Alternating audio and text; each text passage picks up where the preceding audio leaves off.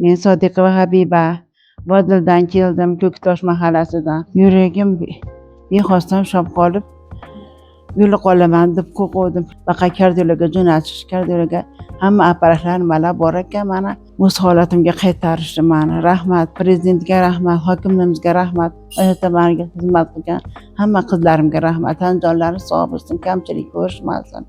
Rahmat, yurt tinch bo'lsin avvalambor. Bunchalik yaxshi kunlar bo'ldi mana. Hammamiz sog'gina yuraylik.